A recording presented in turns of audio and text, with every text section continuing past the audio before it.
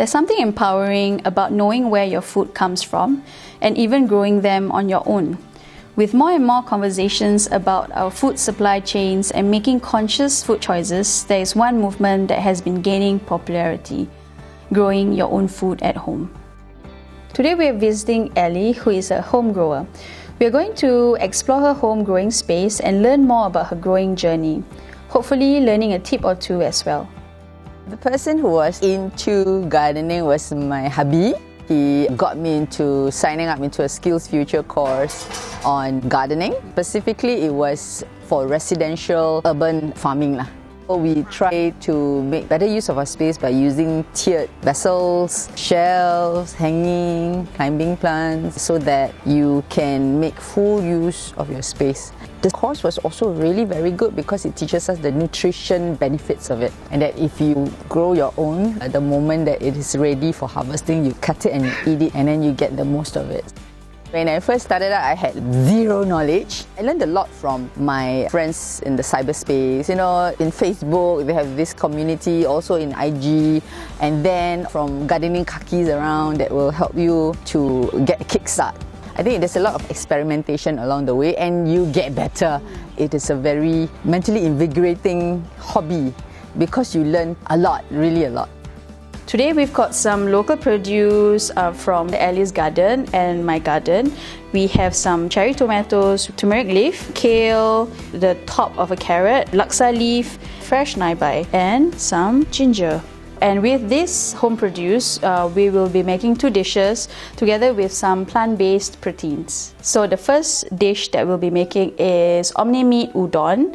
And the first step that we're going to take is chop up the ingredients that we'll be using, which is the garlic, ginger, chili, and mushroom of your choice. Okay, so now we're going to be making the soup. Okay, so first thing I'm going to do is I'm going to add some oil in the pot. And I'll be putting the ingredients that I've just chopped just now. So here I've got some vegetable stock that I made from food scraps that I'll be using it for the soup today. Next thing is I'm gonna be adding the soy sauce, some sugar, you can choose honey or maple syrup, some miso, and some rice vinegar. While the soup is simmering, I'll be preparing my meat. The choice of meat is a plant-based protein, which is called omni meat. I'll be molding it into this. Frying it on a pan just to give a good sear on the bottom and the top, and then we'll be finishing it off in the oven.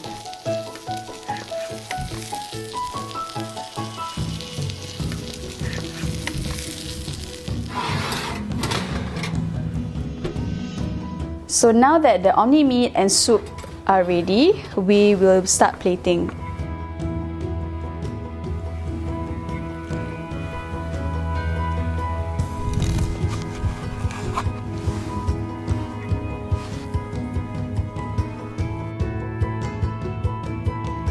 Next, we'll be doing two other dishes using the same ingredients with another plant-based meat, which is the Impossible Burger.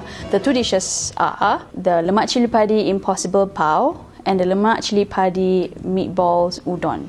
So now we'll be making the lemak cili padi Impossible Pau using the lemak cili paste, which has to have the consistency something like this. It shouldn't be too coarse.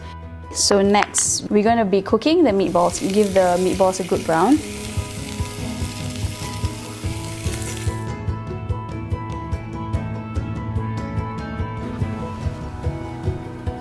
Once the meatballs are in the oven, we'll start making the lemak cili padi.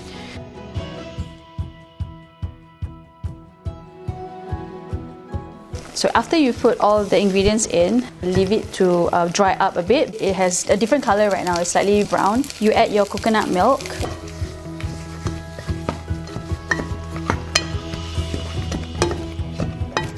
About 1/4 of the stock. Well, you've added everything, so now I'm going to grab the meatballs and I'm going to be finishing it off in the lemak cili padi gravy, so it gives it a bit more flavor to the meatballs. After you've added the meatballs, give it a good stir and then just leave it to simmer. So before you put the meatballs on the pao, you give it a good steam and then you can start plating up.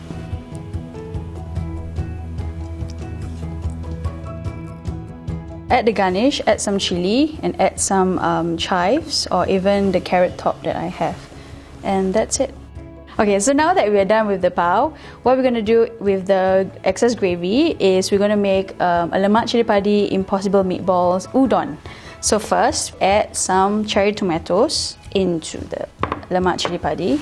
If the gravy is too thick, what you can do is add a bit more coconut milk or you can add vegetable stock. Leave it to simmer before we add the udon. And that's it. Growing your own food helps us better appreciate the efforts our local farmers make to continue feeding Singapore. As we move towards the 30 by 30 goal of producing 30% of our nutritional needs by 2030, we can all do our part by supporting local produce and reducing food waste.